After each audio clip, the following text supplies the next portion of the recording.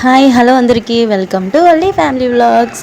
ఈరోజు టేస్టీగా రసం అయితే ఎలా పెట్టాలో ఒక 10 మినిట్స్లో మీకు చెప్తాను. అయితే దీనికి కావాల్సిన ఇంగ్రీడియంట్స్ ఏంటంటే ఎండుమిరగాయలు, ధనియాలు, జీలకర్ర, కందిపప్పు, చిన్నులపాయలు, అల్లం ఇవి సరిపడా తీసుకొని వాటన్నిటిని మిక్సీ పట్టుకోవాలి.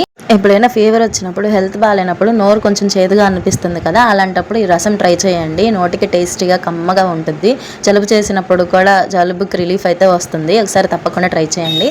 ఇంకా అలా పౌడర్ని ఒక టమాటాని తీసుకొని వేసుకున్నాను. తర్వాత ఒక చిటికెడు పసుపు అయితే వేసుకున్నాను. నాకైతే ఒక నలుగురికి సరిపడా అయితే నేను వాటర్ యాడ్ చేసుకున్నాను. మీ ఇంట్లో మెంబర్స్ని బట్టి వాటర్ యాడ్ చేసుకోండి. నాకైతే కరెక్ట్గా 2 చెంబులు వాటర్ అయితే సరిపోయినాయి. ఇంకా అలా చారు తెరులుతున్నప్పుడు ఒక నిమ్మకాయ సైజ్ అంతా చింతపండు వేయండి. ఆ తెరులుతున్నప్పుడు ఆల్మోస్ట్ అది కరిగిపోయింది. తర్వాత ఒక హాఫ్ ఆనియన్ అయితే తీసుకున్నాను. ఈలోపు చారు మరుగుతుంది కదండి, పోపు అయితే పెట్టుకోవాలి. పోపు కోసం నేనైతే ఆనియన్ కట్ చేసుకున్నాను.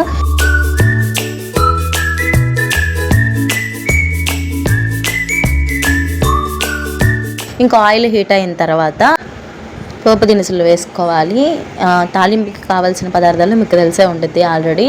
కరివేపాకు, ఇందాక మనం కట్ చేసి పెట్టుకున్న ఆనియన్, ఒక చిన్నులపై ఉంటే ఎండుమిరగాయలు వేసుకోండి.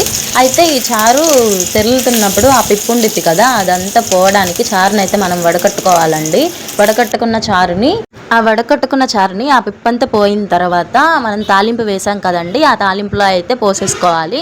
అట్లా పోసేసిన తర్వాత 1-2 పొంగులు వచ్చిన తర్వాత కొత్తిమీరతో అయితే గార్నిష్ చేసుకోవాలి. నేను కొత్తిమీర ఫ్రెష్గా కడిగి అలా చిన్న చిన్న పీసెస్కి అయితే కట్ చేసుకున్నాను. కట్ చేసుకున్న కొత్తిమీరని చారులో అయితే వేసాను.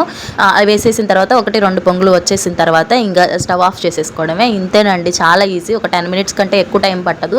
ఎప్పుడైనా మీకు టైం లేనప్పుడు, నోరు బాగానప్పుడు ఇలా ఒకసారి తప్పకుండా ట్రై చేసి చూడండి. Thanks for watching.